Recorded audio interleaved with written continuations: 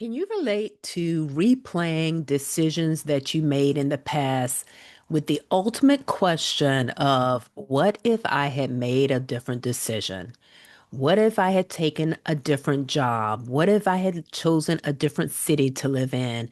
What if I hadn't waited so long to have children? What if I hadn't stayed in that relationship? That's a big one for me because in my 20s and 30s, I would just hang on to men that it was clear that we did not want the same thing. So today I'm going to be talking about something that I'm sure you haven't heard of unless you're one of my clients, and it's called decision grief.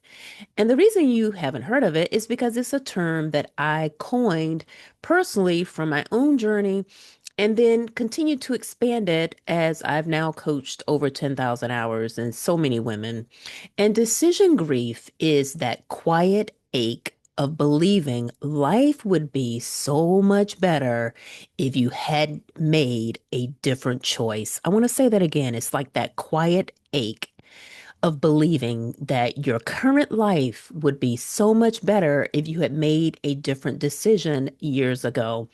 And I've noticed that decision grief is often activated or triggered. I don't necessarily like the word triggered, but it becomes more prevalent. I've noticed when there are conditions in your life that are painful or it's painful to endure, and your brain then goes back to, well, if you had made a different decisions, this current moment would be different. I'll give you an example out of my life. So I don't have children, and years ago, when people would ask me, well, who's going to take care of you when you get older?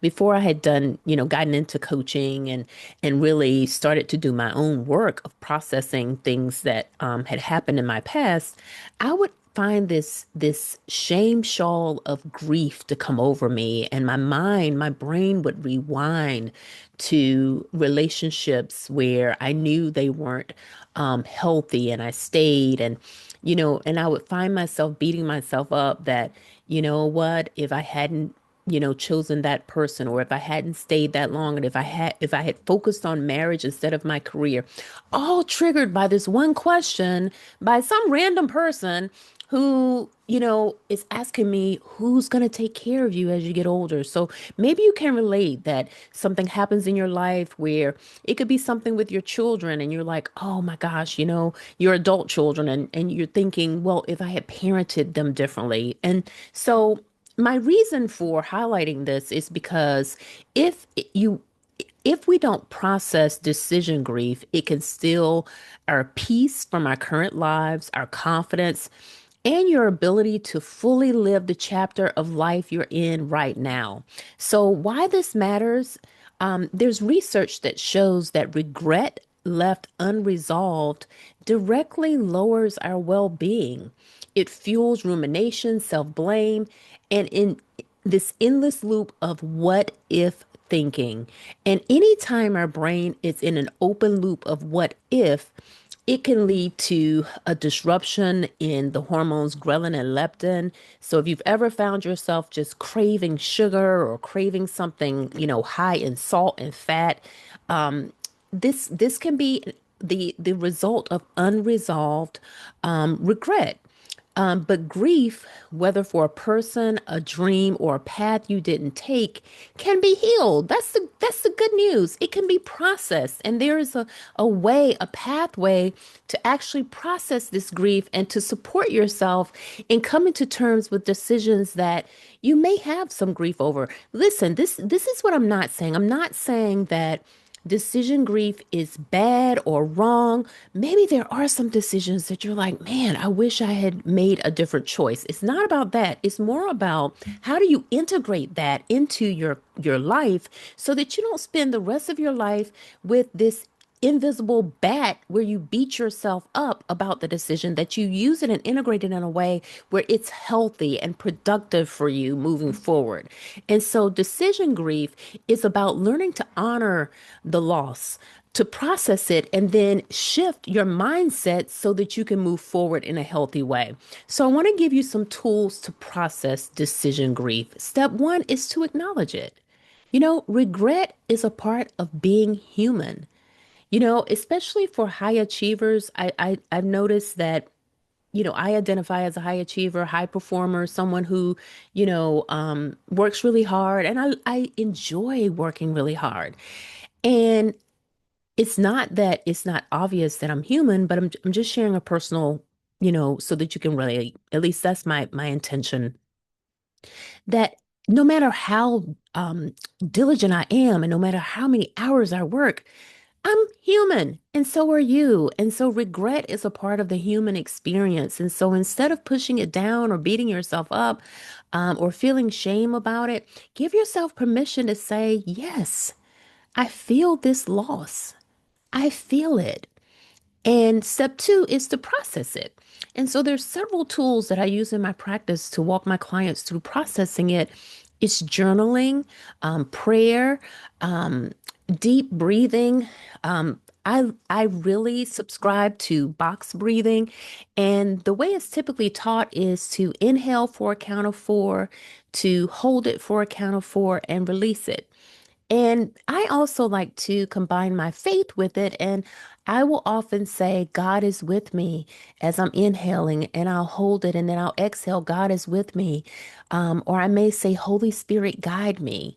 And that just allows me to be anchored in my faith as I'm breathing and processing the decision grief. And so, step three is to balance it. Grief research shows that we need both loss or we need to let me slow down because I'm actually reading from my notes. I don't want to miss this because this is important. Grief research shows we need both loss oriented time, meaning reflecting, crying, writing about the regret, and restoration oriented time. That means taking action, setting new goals, living fully in the present.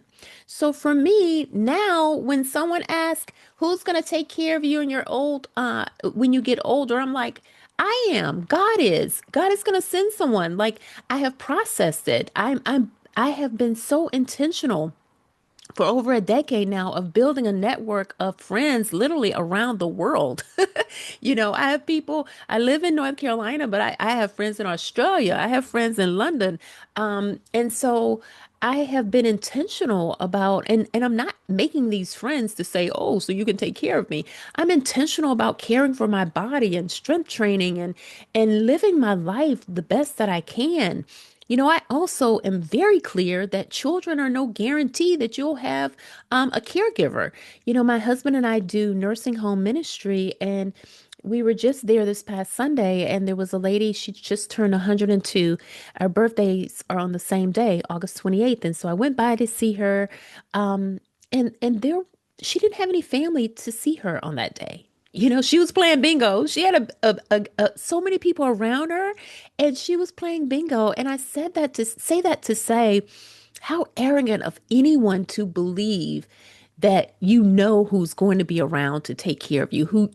So I'm sharing this because it's an example of how I've done the work so that and the work being the coaching, the processing, the acknowledging, that when someone asks me that question now, I am not activated in any way about decision grief to not go on to, try to have a child after I got divorced or to adopt a child. Okay. So you want to I want to review. You want to acknowledge it, process it, and then balance it. All right. Now listen, if you do this work, you do those three steps, and you still find that you're not able to get yourself out of the decision grief, just know that this is a part of what I do in my private life coaching practice. We go deeper. And the way that we're able to go deeper is because it's just the two of us in a virtual room where I'm able to actually help you identify the unique aspects of your mental programming, your thought patterns that keep you circling the past, and we rewire them so that you can move forward with clarity, confidence, and peace, and more importantly, joy with the life that you currently have, not the life you wish you had. So your next chapter doesn't have to look like the one that you imagine. You can reimagine what's still possible for you. And I'm excited. I've been working on something for you that's all about reimagining because this idea that because things haven't gone the way you wanted, it's just doom and gloom is a lie. Don't believe everything you think. So that's what I have for you on this week's episode of the Next Level Show. Listen, it is my heart's intent to always provide information that will help you to grow and expand and to fill your life with more joy, your life, your career, and business. So, God bless, and I will see you in the next episode. And listen, share this with someone who maybe has shared some um, decision grief with you, and maybe you just couldn't put the language around what it was, but it basically was another woman who was talking about a decision she made, and she feels bad that, if she had only made a different choice, then life would be so much better now. And maybe that is true, but you know what? We can't go back. Life is a forward march. All right, that's it. God bless. Take great care of yourself, and I'll see you in the next episode.